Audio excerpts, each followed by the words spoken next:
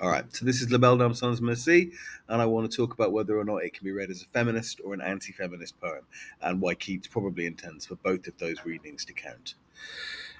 Keats was, like a lot of the poets that fall into the English Romantic tradition, quite taken with the idea of a pre industrialized, mythical, idealized English landscape.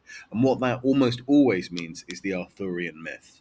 The Arthurian myth is one of the most dominant, sort of foundational myths of English folklore. And like a lot of ancient myths, it has quite an anti feminist current running through it. Put simply, in the Arthurian myth, the bad guy is Morgana Le Fay. She is a beautiful woman who will use her sexual powers to control, tempt, and ultimately destroy Arthur and other knights. The secondary bad guy, of course, is Guinevere, who is also beautiful, who is also sexually active, and ultimately betrays Arthur with his best friend Lancelot. So women in the Arthurian myth are often not to be trusted. And that fits with a lot of English folklore and folklore from around the world, actually. An awful lot of presentations of women show them as beautiful, magical, bewitching, and untrustworthy. And that's an easy reading for Keats's La Belle Dame Sans Merci. It is the story of a knight at arms, a knight errant, a figure presented as a lot of the times in chivalric and 19th century literature as being sort of a figure of great value and virtue. Um, in Chaucer, the knight is a holy man who has been returning from the Crusades, which is presented as a good thing. And things of that sort. So, he's a good guy, the knight, because he's a knight. And he is bewitched by a magical, possibly, certainly beautiful and untrustworthy female who entrances him with her sexual powers, who leads him astray, literally, into somewhere that he doesn't know where he is. And then, having bewitched him and made him fall in love with her, she abandons him, and he wakes up miserable and alone and sad. And the coda to this is that when he wakes up, he remembers a dream of all the other men that she has done this to.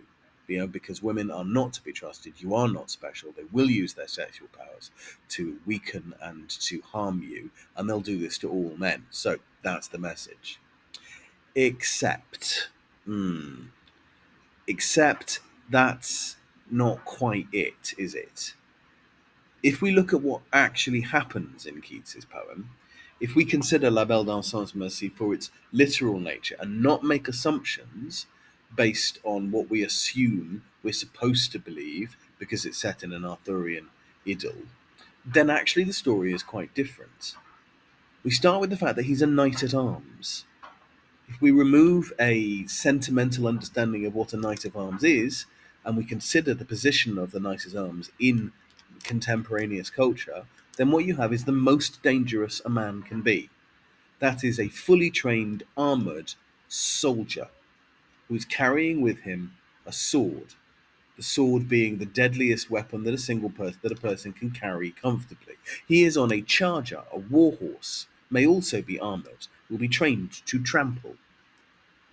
If you develop the technology to the modern day, we are talking about the equivalent of a man with a machine gun in a tank. Now, that's not necessarily something that you particularly want to come across you as you are unsuspectingly in a field, and that's exactly what happens to the woman in this story. The knight at arms turns up, he spies this lady, met a lady in the mead, full beautiful, a fairy's child. Please note that the only suggestion that she is magical or in any way otherworldly comes from him. Her hair was long, her foot was light, her eyes were wild. Yes, I bet they were. A man in armor with a sword has just turned up and grabbed her. He makes her flowers, I guess. She looked at me as she did love. As is important here, because it tells us that the knight is the one who has decided that she is looking at him with affection. We don't know that to be the case, and neither does he. I set her on my pacing steed, and nothing else saw all day long. For sidelong would she bend and sing a fairy's song. Sidelong, she won't look at him. She won't look him in the eye.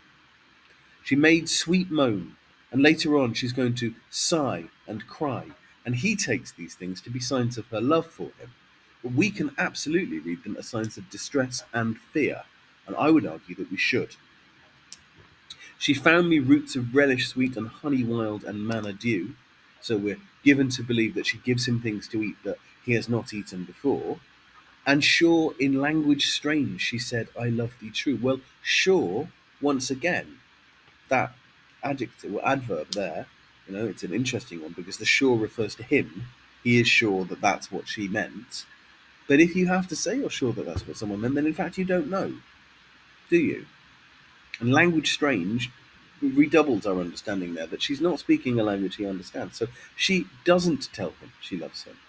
All of the supposed signs of her affection and her desiring him are things which he interprets that we could very easily interpret separately. She gives him this food, that he's not had before, and takes him to a cave, and then he falls asleep. Now, I think the falling asleep comes as a direct result of the honey wild and the manitou and the roots of relish sweet. Put simply, I think she drugs him and escapes. And then he wakes up and he's sad and he has this dream about all the other people, supposedly, all of which exist solely in his head. Yeah? So, yes, on the one hand, Keats has a poem which fits comfortably within the Arthurian myth of dangerous, bewitching, manipulative women who will use their light feet and their long hair and their sexual power to manipulate and control men to their harm. Or there is a very lucky young woman who escapes being raped by a heavily armed man. The second reading clearly counts as a proto-feminist reading. The first one counts, I'd say, as an anti-feminist reading. I would argue that both of them are intentional, that there is evidence for both of them in the text, and that Keats is inviting you to consider this situation from both sides. Thank you.